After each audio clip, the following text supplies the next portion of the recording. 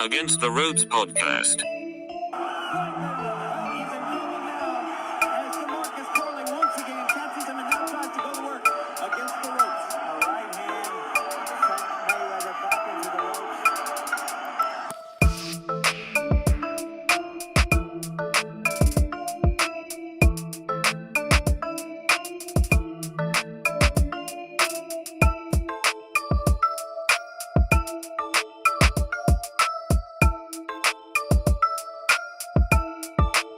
Contra las cuerdas.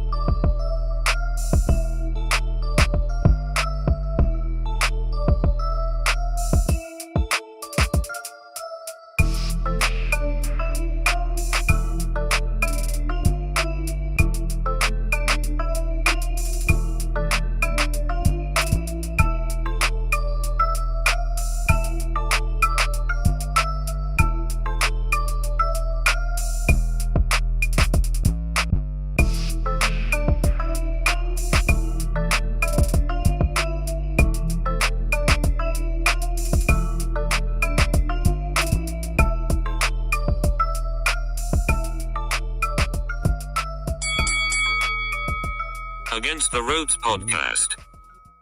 Ladies and gentlemen, welcome back. AtR podcast. Gio Garcia here alongside Christian Mosqueda. Back for another episode. Episode, what, 254, I believe? We're getting up there. Welcome back.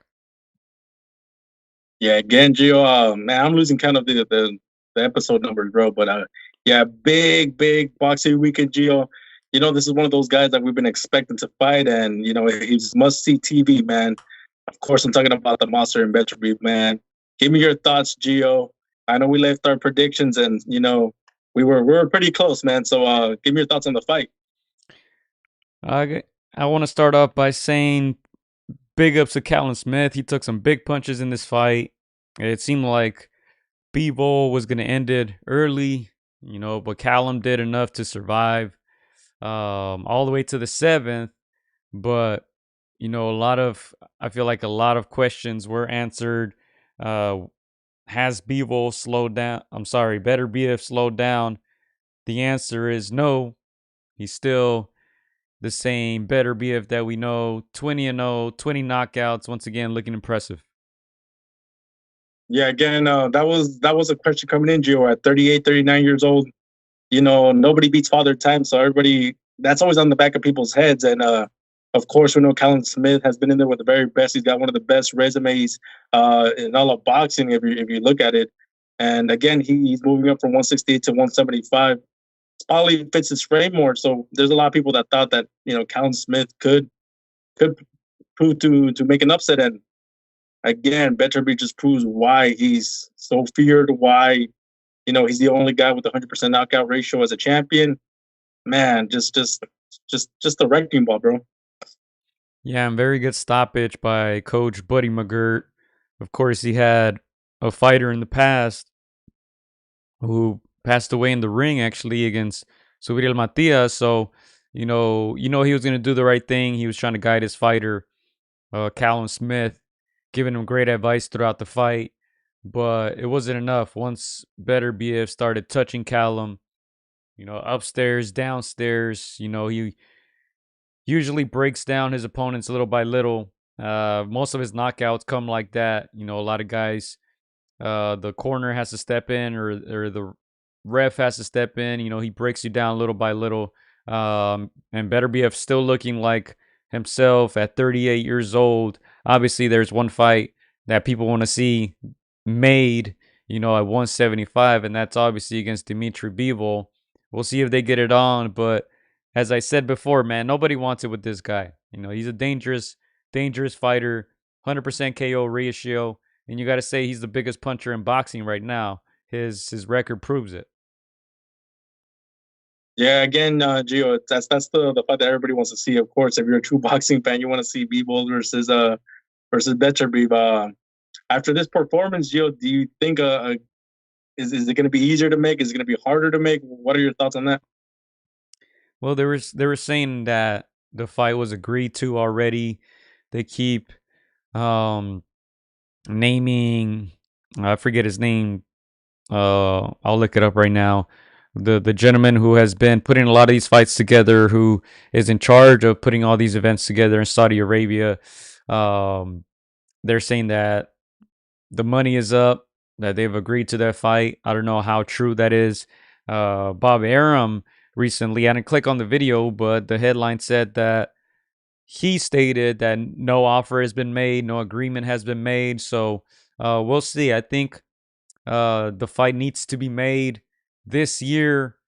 I think if it doesn't get made this year, obviously advantage Bivol. As I stated, Beterbiev, 38 years old. If you want to see the best version of these two, I think it has to happen. Hopefully by summertime. It needs to happen soon. We always want to see the best fighting against the best, and I feel like a lot of times we haven't seen that in the past in these big profile fights. So I think the fight needs to happen now. And let us know who you guys favor in the live chat. I know after Bivol's fight, a lot of people were favoring Bivol. And now after Beterbiev's fight, a lot of people are favoring Beterbiev. But my stance has not changed. I don't know if yours has, but I've had Beterbiev coming out victorious in that fight all along. I rate him very highly. I had him at number 5, I believe, on my pound for pound list. And I think it's just insane what he's doing. 20 wins, 20 knockouts. He's beating everybody, and it's not even close. Yeah, the question of this fight, Gio, we know that obviously Beterbiev has knocked out every single opponent that he's fought. So it was that force against a guy that's never been dropped or stopped in Callum Smith, like a younger guy, again, coming into his own, into a bigger frame. So that was a question, which of these two questions are going to be answered? And obviously we saw the results. So this just raises Beterbiev's stock. If he could do this to a guy that big, that young, even at 38, 39, Gio, man, again, that's hard to bet against a guy like that. Of course, people are saying Bivol is going to outbox the breaks out of him. Bivol's too skilled. Look what he did to Canelo. Look what he's done to the other guys. There's that narrative going against each other. But I agree with you. It's hard to bet against Beterbiev. Again, he's just a wrecking ball, man. Yeah, and as I stated, not slowing down. So this guy, people forget, he in the amateurs he fought as heavy as heavyweight. This guy was fighting guys like Usyk in the amateurs, right? So, now at light heavy as a pro, I'd like to see him fight against maybe bigger guys. I mean, he's not the tallest. He's about 5'11", 6 feet tall. Doesn't look like he has the biggest frame compared to these other guys who drain themselves to make weight. But it'd be interesting if he can do something at cruiser, maybe after the Bivol fight. Because look, he's used to fighting big guys. He's used to getting hit by big guys. In the amateurs, his last Olympics, I believe, 2012, if I'm not mistaken, he competed at heavyweight. So, this is a guy who, at this point, I think can fight anybody. I know you've mentioned that maybe that fight against Usyk. Usyk not the biggest heavyweight in today's era, physically, but I think if he's able to beat Dimitri Bivol, then those heavier weights maybe make sense for him, because look, at 175 right now, no one has been able to challenge him. Yeah, and you brought up a good point, Gio, and I was going to bring it up as well. I mean, for those who haven't seen it, man, he did fight Alexander Usyk in the Olympics, and he put up a good fight. It seemed like he hurt Usyk in moments in that bout. And of course, we know Usyk to be an ultra skilled boxer. I rate him 10 out of 10. Some guys like Floyd Mayweather, I rate those guys 10 out of 10 in terms of skills. Bivol is very close, 9.5 out of 10 in my book. So it takes very skilled fighters, but even guys like Vosdik, weren't able to last with Beterbiev. So not to overlook a guy like Bivol, but I think a guy like Beterbiev, like you said, has the potential to, break into those higher weight classes. And I wouldn't be surprised if in sparring he's fighting, bigger set guys, just because maybe guys in his weight class can't take the damage, can't take the punches. So it wouldn't be too far fetched to say that. But yeah, again, I don't want to overlook a guy like Bivol because he's highly skilled, one of the very best in boxing right now, but he's got a tall order in front of him in Artur Beterbieve. Yeah, and Big Bro checking in. He says Beterbiev is too strong for Bivol and better beast, he says. Too strong for Bivol. And I think the issue for Bivol is he's not a power puncher, right?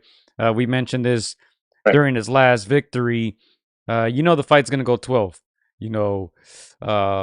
He doesn't have a lot of punchy power. I'm talking about his last fight. You predicted a knockout, so you were wrong. But I think most of us knew that it was going to 12. He's not the biggest guy either at 175, Bivol. And look, Beterbiev, when he gets that momentum, when he's coming forward, he's accurate. He has heavy hands. Callum Smith was able to land some good punches. He was able to sneak in some uppercuts, some left hooks, a couple hooks to the body, but that wasn't enough. It didn't seem to bother Beterbiev. So that's the part that worries me. If Bivol does fight him, are you going to be able to keep this guy off of you? Obviously, some people saying, oh, man, this guy's going to box his brakes off. This guy's going to move around. Hey, if that ring is small like it was last weekend, that's not good news for Bivol. And it sounds easy. Will Beterbiev allow him to move around the ring like that, though? Beterbiev is a guy who breaks you down little by little. So, I've always favored Beterbiev. I've always said he's the number one fighter at 175. And yeah, I don't think Bivol can beat him simply because it's 12 rounds. You're going to have to keep this guy off of you. There's no way, 0% chance that Bivol stops Beterbiev. It's just not happening. And he's going to have to be perfect for 12 rounds. Like Deontay said, I would apply that same quote to Beterbiev. One punch and he can change the whole fight. Yeah.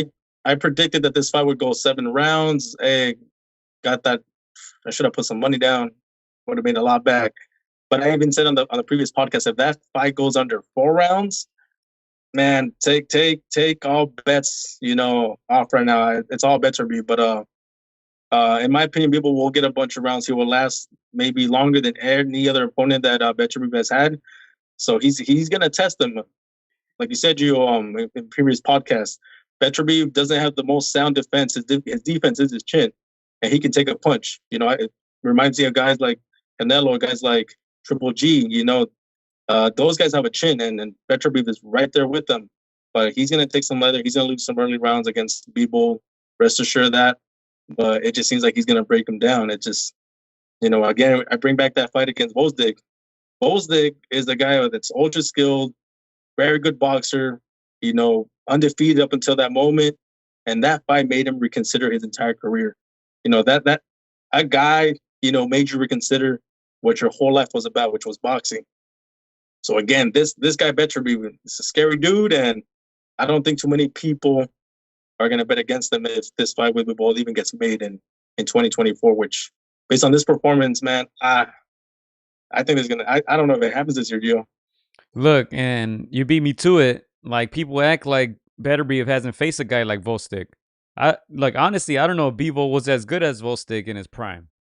So a lot of people are saying, oh man, Bivol's going to box this guy. Look what he did to Vosdik. A lot of people regarded Vosdik as the number one guy at 175.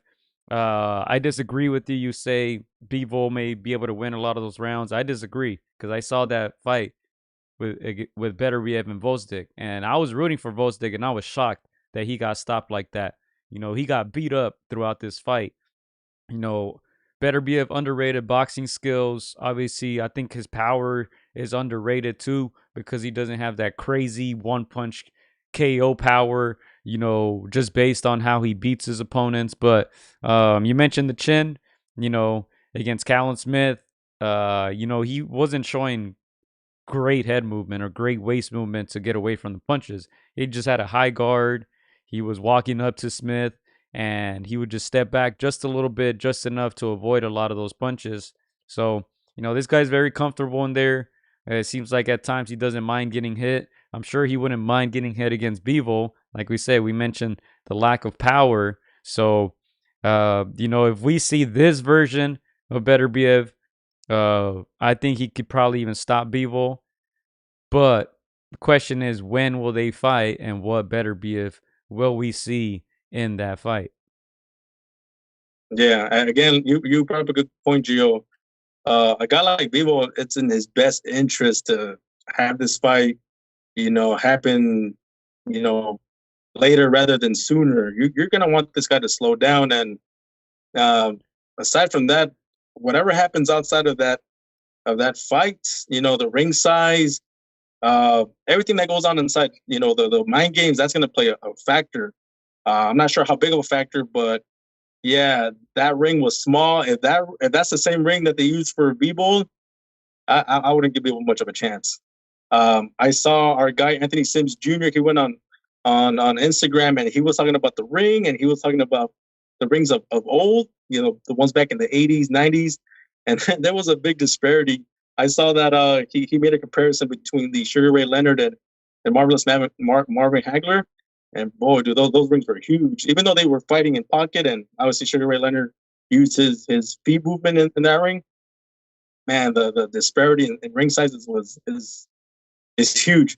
So if they fight in that small ring again, I don't think people will allow it. I think they'll use their their A side, maybe if they're considered the A side, to get a bigger ring. But yeah, that small ring, nobody will last with Beterbiev in that one. Shout out to Mad Dog H. He says nobody beats the Wolverine. Shout out to Jesus also checking in. Yeah, look, I'm sure a lot of people thought that I was rating Beterbiev too high, but as I said, I don't see anyone at 175 challenging him. And yeah, like you said, 100% agree. Bevo's best bet is to hope that the fight doesn't get made ASAP. Maybe next year for him, maybe end of next year. Allow Beterbiev to get a little older and then try to take advantage there. But as of now, he hasn't slowed down, not one bit. He might even be looking better than ever. A lot of people maybe criticize his performance against Anthony Yard. I didn't see anything wrong with that performance. He still got the knockout. He still looked good. The one against Joe Smith Jr. was just impressive. I think it was 2 rounds. He knocked down Joe Smith about 4 times, if I remember correctly. So, this guy's still looking good, still beating whoever they put in his path. And hopefully that fight with Bivol can get made. And hopefully the Arabs, throw money at them because, look, they deserve it. I think with the new players over there, they're throwing a lot of money around. And I think a lot of guys who maybe otherwise wouldn't get those big bags are now getting them. Look, they just announced another card. We'll get into that. That's a good transition. But Anthony Joshua is fighting Francis Ngannou, who made his pro debut against Tyson Fury. But the fights that I really want to talk about are the undercard. We have Joseph Parker, who just defeated Deontay Wilder. I'm sure he got a bag. He's fighting against Zilei Zhang, who I'm sure is going to get paid a lot of money for this too. That Chinese market is a big one. They always throw out those stats of how many people watch his fights over there. So I'm sure he's going to get paid. And then Ray Vargas is on that card as well. So I'm sure all of them are getting a big bag. And hopefully Beterbiev and Bivol get a giant one, when they decide to get it on. Yeah, it seems like all the money bags are in Saudi Arabia. I feel like Don King is looking at himself going, man, I wish I was 20 years younger. He would have made some business with those guys. But Yeah, yeah, again, Saudi Arabia seems to be, obviously we know that they have all that oil money. They got the bag. So obviously they're enticing the heavyweights, and like you said, very respectable card. Man, Parker against Zonk, that's now might steal the show. And of course, Ngannou is getting a little bit more respect based on his performance with Tyson Fury. But yeah, that very respectable undercard. Eric Vargas there. Yeah, dude, I'm excited for this one. Again, man, we got to step it up, man. I'm trying to go to Saudi Arabia, Gio. His Excellence Turkey Al Sheikh is a gentleman who is the chairman of the General Entertainment Authority over there in Saudi Arabia, who has helped put a lot of these events together. Let's not forget, I believe the first big event over there was Joshua against Ruiz. When they took that one over there, and then obviously Joshua and Usyk also fought over there. But hey, if that's where the money is, maybe that may be the new Vegas, Chris. Yeah, man, they're gonna have to help us out with those flyer miles, man. Make that trip over there. But yeah, I'm very excited for that bout. Actually, I think Ngannou, obviously anybody that's a true boxing fan, they're gonna be very skeptical from somebody from MMA coming crossing over. But again, he fought better than many expected. Maybe a lot has to do with Tyson not taking him seriously. But yeah, I think he made a good account for himself, and he found out that the money is real on the boxing side, and of course that backing from Saudi Arabia and Turkey over there. But yeah, I saw a video where his coach posted that this is the most money he's ever seen. So hey, those guys over there are smartening up, and to fight a face like Anthony Joshua, come on, man, you could retire. You could have retired after the Tyson Fury fight, but if that bag is right, why not? Yeah, and he might be the most wanted 0-2 guy, Francis Ngannou, right? This guy might not have a win in his first two fights, but if he brings viewers and he brings good fights and he makes it somewhat competitive, he made it very competitive against Tyson. Sure, he might even get a Deontay Wilder fight. He might get a Zhilei Zhang fight, maybe. There's some names out there that he can make some money with. So, yeah, things are getting very interesting in the heavyweight division. I personally was not expecting this announcement. I was expecting Joshua to kind of keep that momentum, fight a top-rated guy. Maybe some people consider Ngannou a top-rated guy. You put him at 10, I believe, after the Tyson Fury fight.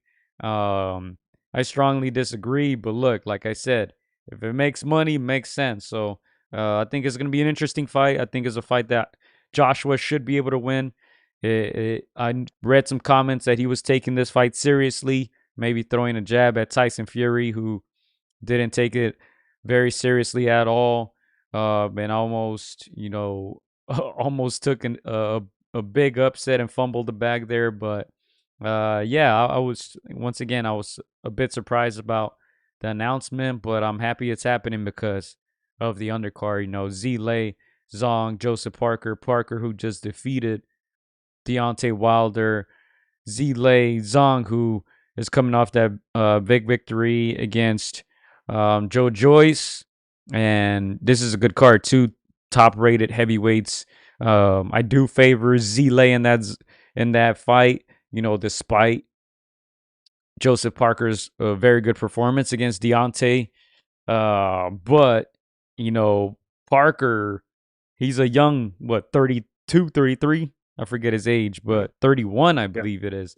But he's been through a lot of fights. I think Zhilei may be a little more fresh, even though he's older. But yeah, I still have to favor Zhilei Zhang, and if he does win, I hope he gets Joshua or Fury or Usyk or one of those guys. Yeah, I actually had this fight pretty even right now, like 55-45 along them lines. I think Joseph Parker is riding a wave of momentum after that big win over Deontay Wilder. And then it wasn't just, beating or barely beating or surviving. No, he soundly beat him every single round. And of course, Zong, just like you said, Gio, he's older, but he's fresher. When you think of Joseph Parker, I didn't know I didn't know he was this young. He's been fighting so many names at a very young age, and at at his current age, he's pretty young for a heavyweight.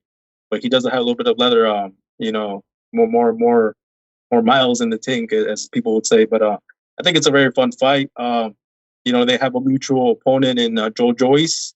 Joe Joyce, as we remember, beat Joseph Parker.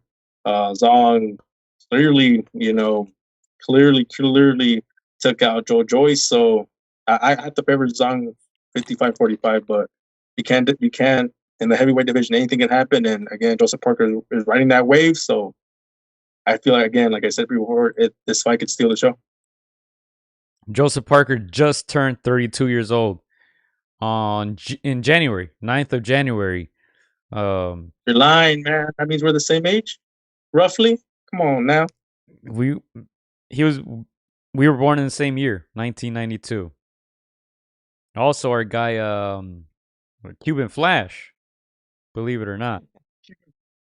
But yeah, Parker, he's fought a lot of names: Wilder, Joe Joyce, Derek Chisora twice, Junior Fa, Dillian White, Anthony Joshua, Huey Fury, Andrew Ruiz Jr., Alexander Demichenko, Carlos Takam.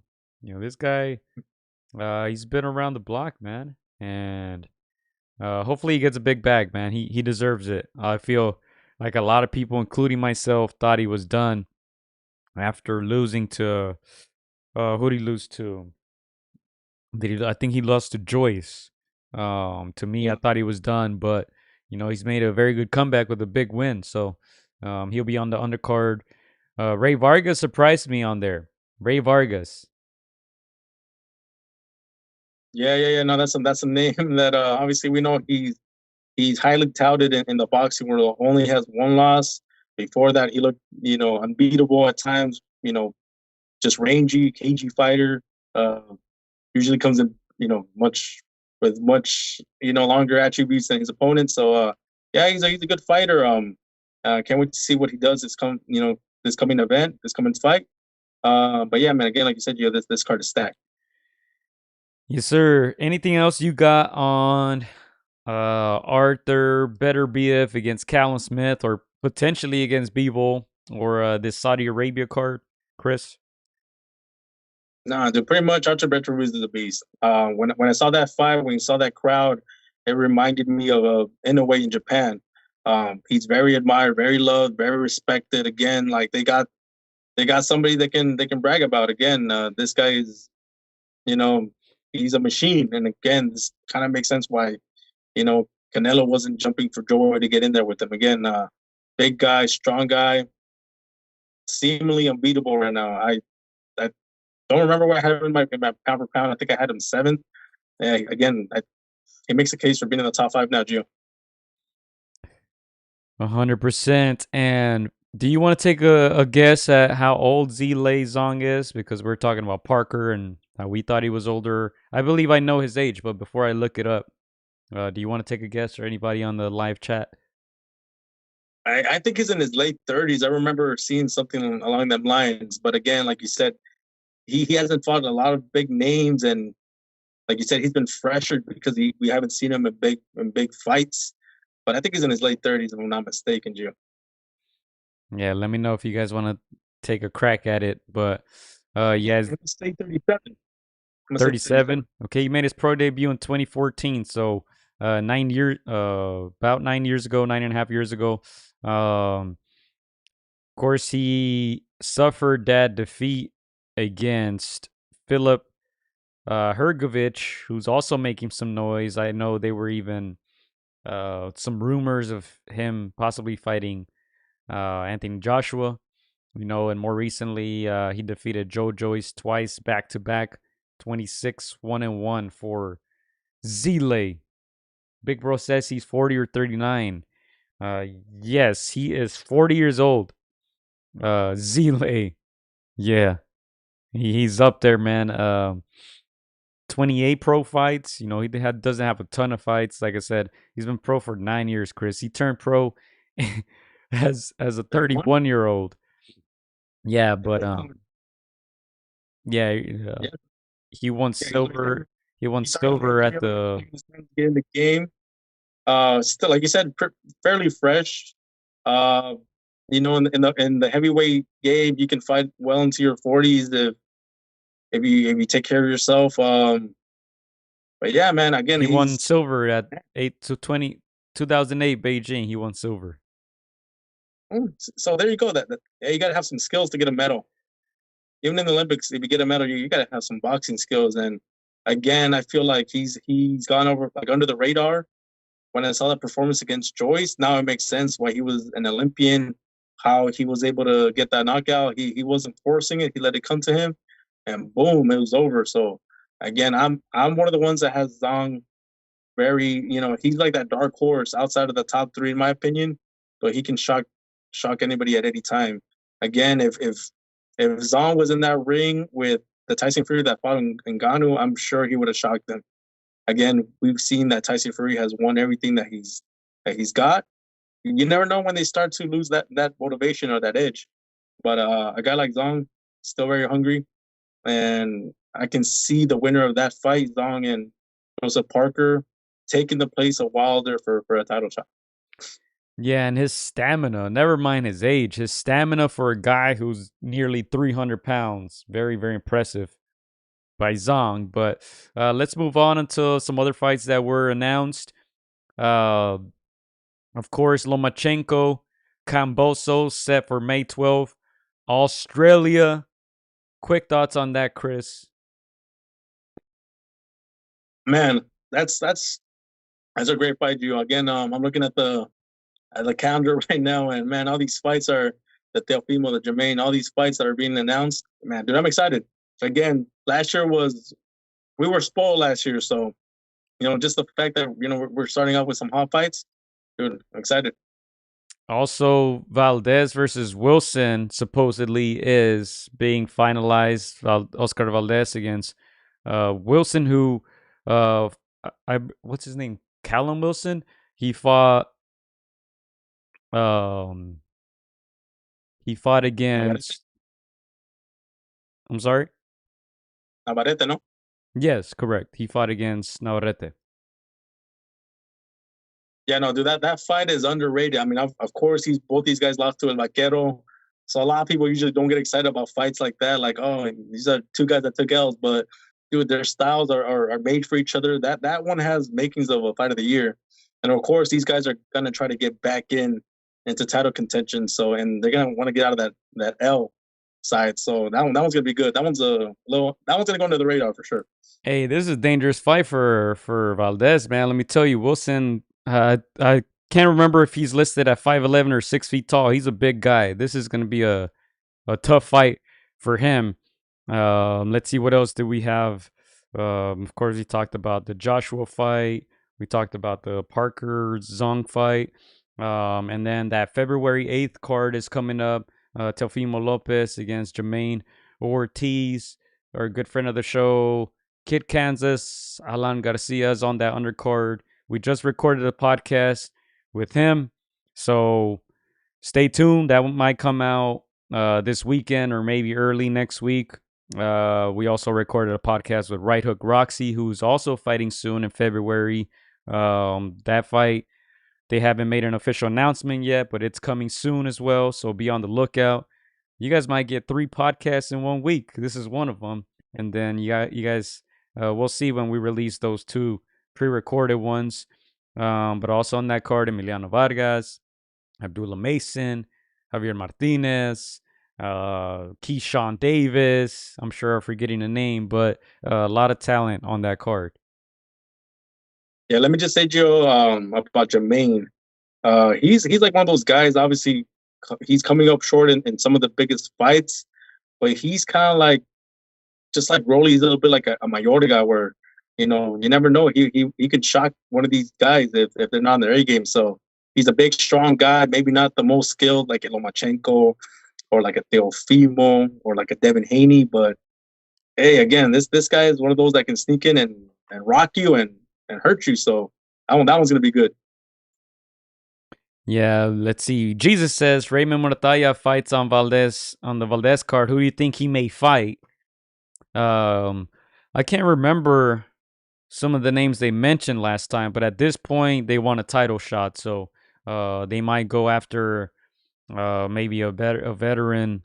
I don't think right now any of the prospects, any of the top contenders will want to get in the ring with Murataya. So I think I'm not sure, but I'm assuming he might have to take a tough fight with a guy who's maybe flying under the radar like his last opponent. Who had a very good record, undefeated, tough fighter. But Raymond took him out. So yeah, I don't think anyone right now wants to get in the ring with Raymond. I know they're like trying to line him up with Keyshawn Davis, and Keyshawn failed that marijuana test, and he's been calling out Jose Pedraza. So yeah, I'm not sure. I don't know if you have any idea, Chris. I don't have box rec in front of me, Gio, but man, look for anybody from position 7 or 8 to 15. That's a sweet spot in my opinion. You see anybody there in that box rec between 7th to the 15th, I think it's one of those guys. But yeah, like you said, Gio, Raymond's on that track to be a world champion, and he's not gonna get there just fighting, just anybody. So again, he's not trying to backtrack. So I see somebody like that in his next fight. Yeah, when we spoke to him and his dad, they want the top dogs. They want a title by the end of the year. So that's what they're aiming for. I think at this point it's just up to who wants to fight him, who's willing to fight him, and really, if it's someone who is likely under the same promotional company, that's usually the easier fights to be made. But yeah, I think this year, if he doesn't get a title this year, might be maybe early next year in 2025. But yeah, we'll wait for that announcement. What else? Do we have anything else, Chris? No, I think the tell of today's podcast, Gio, was pretty much that big announcement in Saudi Arabia, and again, what Beterbieve did to Callum Smith, man. Again, Callum Smith he's a giant, dude. Again, he's I was thoroughly impressed with Canelo did to him, and again, you have to be an all-time great to put a dent on somebody that big, that tall, that doesn't look like they should be a boxer. They should be probably playing basketball or something else, Gio. The Peter Crouch, man, of boxing. But again, it just shows you what level Beterbiev and Canelo are. Just elite level guys. I know Beterbiev says like he's not a good boxer, but you don't have to be a good boxer when you're a great fighter, and that's exactly what he is. And again, I'm excited. Hopefully, you and me are wrong, Gio, and hopefully, Bebo, gets enticed with an offer that he can't refuse from Saudi Arabia. Because man, we want to see that fight now. We don't want to see a Beterbiev turn 43 and then you're fighting Bebo and it doesn't get the same love that it could have gotten. I want to see a Canelo Triple G1, not a Canelo Triple G3. Again, we got that classic in Canelo Triple G that first time around. Still a lot of controversy. We don't know. Not a lot of people have a definitive answer who won that first fight. And I feel like, if Bebo is at the level of boxing that he thinks he is, we could probably get a trilogy, but the only way we're going to find out is if we get that fight either this year or as early as next year. But it cannot take too long. Yeah, and here we go. The schedule that has been, playing there on your screens. Not much in January, Chris. The standout fight obviously being Jaime Munguia against Sergey Derevchenko. There was a press conference today, open workout. What was it, Chris? Yeah, so it was an open workout between Jaime Munguia and John Ryder. We sent our guy Angel to go cover that. We'll get that footage hopefully up soon. But yeah, an open workout between Jaime Munguia and John Ryder. Again, we talked about this, Gio. It looks like the UK fighters, whether it's the resources, whether it's that fan base that gets behind them, man, they've been putting up a rivalry with Mexico, and yeah, they've been coming up short. but this is a big opportunity for a guy like John Ryder, to try to catch somebody like Munguia that hasn't looked, you know, as spectacular as people paint him to be. So again, John Ryder is a game fighter. He's come up short in 5-6 fights, but he's just like Callum Smith. He's fought all the names in and around him. So you never know. Again, he is 35 years old, but we saw what Lomachenko did to Munguia before that knockdown. He was close. So maybe John Ryder sees something in that fight and thinks he's the one to give Munguia his first loss. Liam Wilson. Liam Wilson is his name. I call him Callum Wilson, but it's Liam Wilson. But yeah, this should be an interesting fight. Phoenix, Arizona, DAZN. Jaime Munguia versus John Ryder. I canceled my DAZN, so we'll see if we can watch this fight. But yeah, this should be another exciting one. Both guys are going to come forward. Did I say Munguia against Derevchenko, Chris? Man, No, I think Ryder. I meant Ryder. You guys know what I meant. That of course that Munguia Derevchenko fight was really good, but Munguia against Ryder, this should be another good one. Ryder, very durable opponent. Canelo was unable to get him out of there, and now let's see if Munguia can do it. I'm sure that's going to be a challenge for him. I'm sure he's going to want that on his resume. He's going to kind of want to brag about that and probably use that in future negotiations against Canelo, but it's not going to be an easy fight, and I'm glad Ryder is getting this fight and is getting a bag.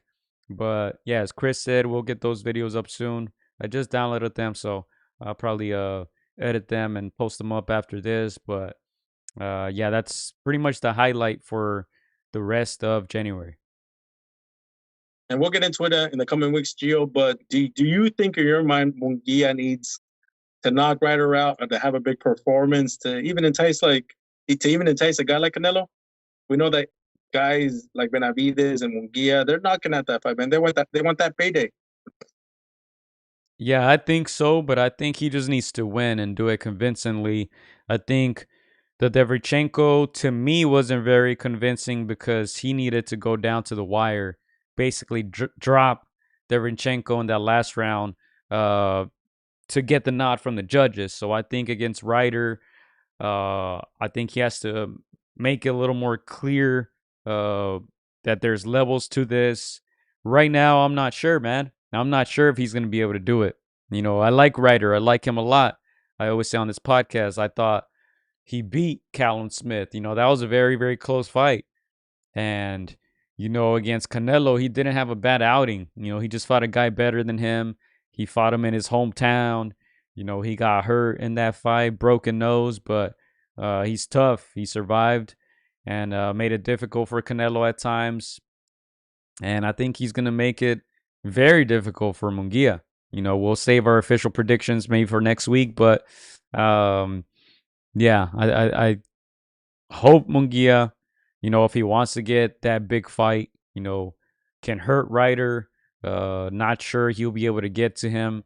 At this point, you mentioned Berlanga. Just have Munguia fight a guy like Berlanga.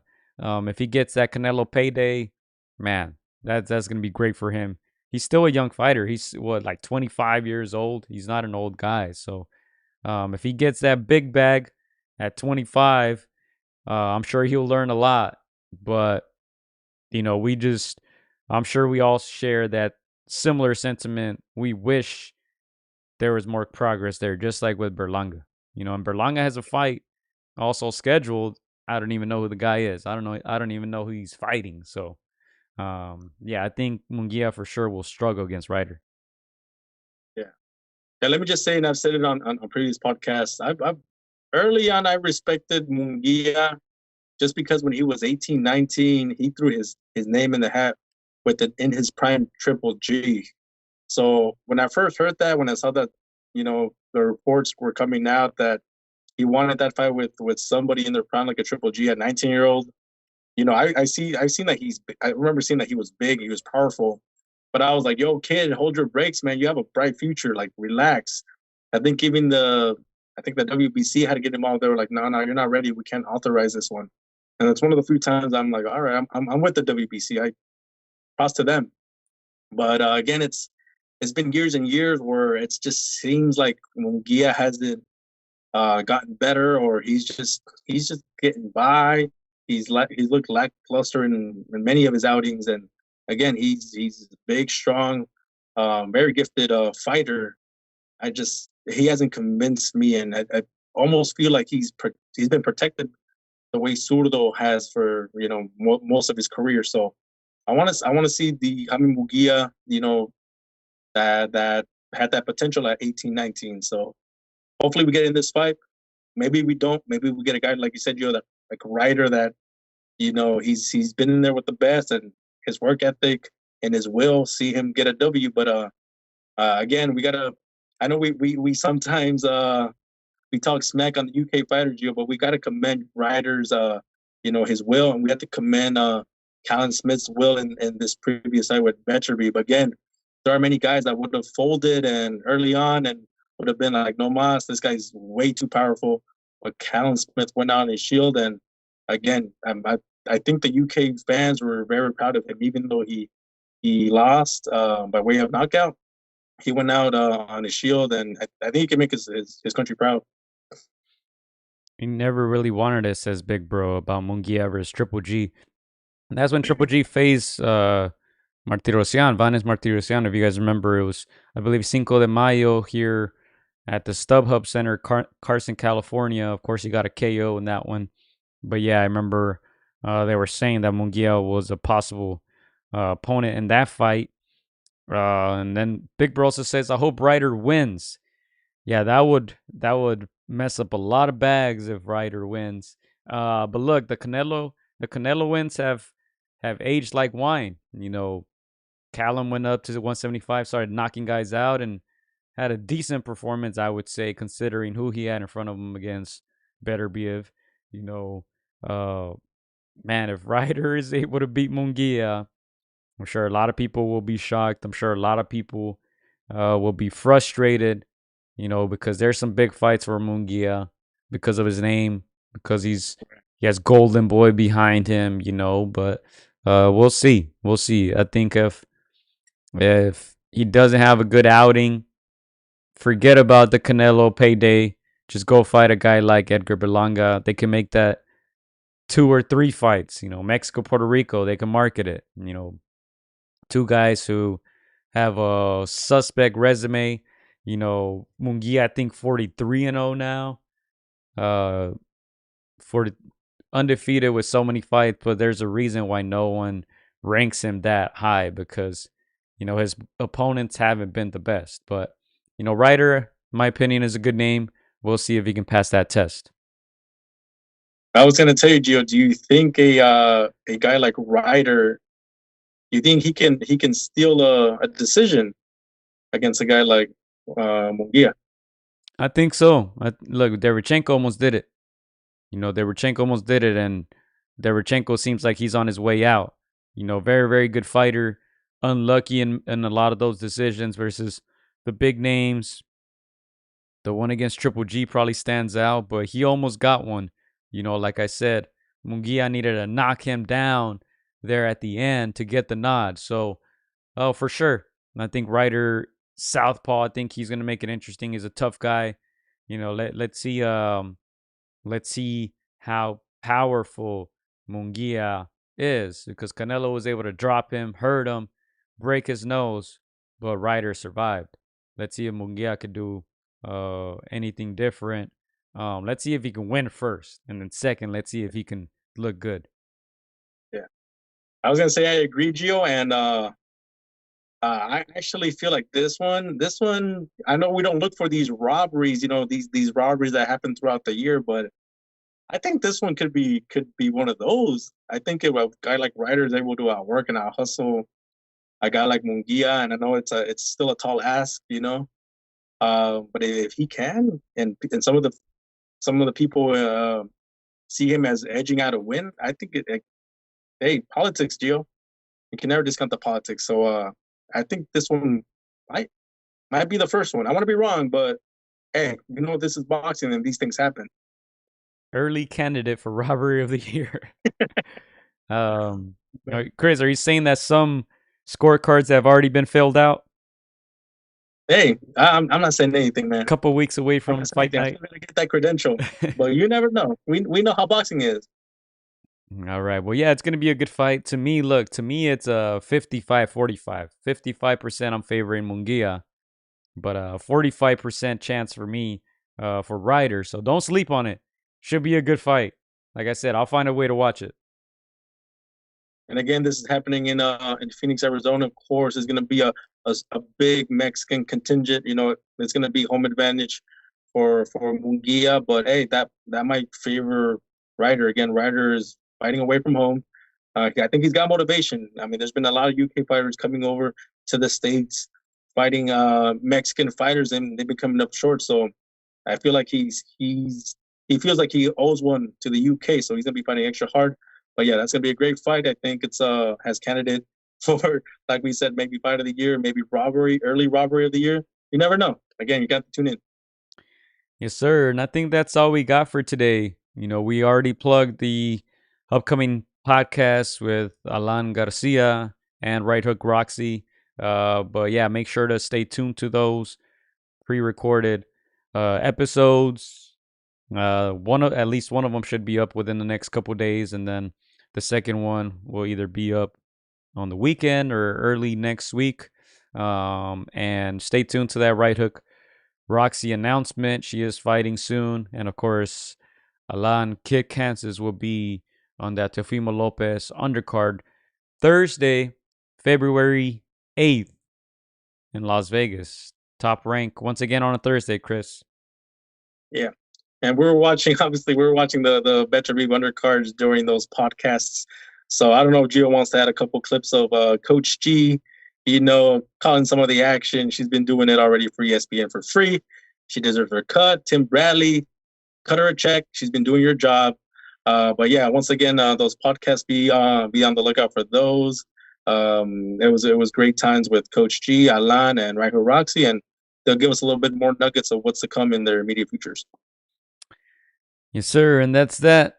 Once again, if you're new to the channel, please subscribe. Follow us against DA Ropes, against the Ropes, Instagram, Twitter, Facebook, X, Threads, whatever's out there. Anything but TikTok. We don't have one of those. But yeah. No comment. No comment. Hey, look us up. Maybe you find it. But yeah, thank you guys. Hope you enjoyed the show. Thank you guys for keeping that chat lit. If you're watching the replay, shout out to you too. Thank you for listening. Thank you for watching. And we'll be back soon, ladies and gentlemen. Peace. Let's go, mates. Artur Beterbieve. Get that bag, Z-Lay. Get that bag, Z-Lay.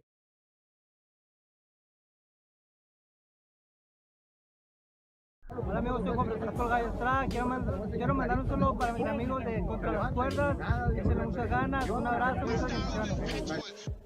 Shout out to Against the Ropes. You know what mine is? Let's box, bitches. It's almost fight night.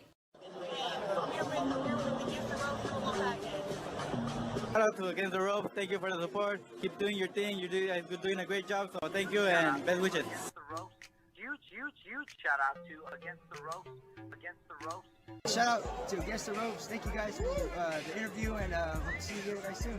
Against the Ropes, always doing the right thing. Shout out to Against the Ropes, man. I appreciate you guys for having me, taking the time on y'all day. Against the Ropes, #1. Freddie Roach. Thank you very much.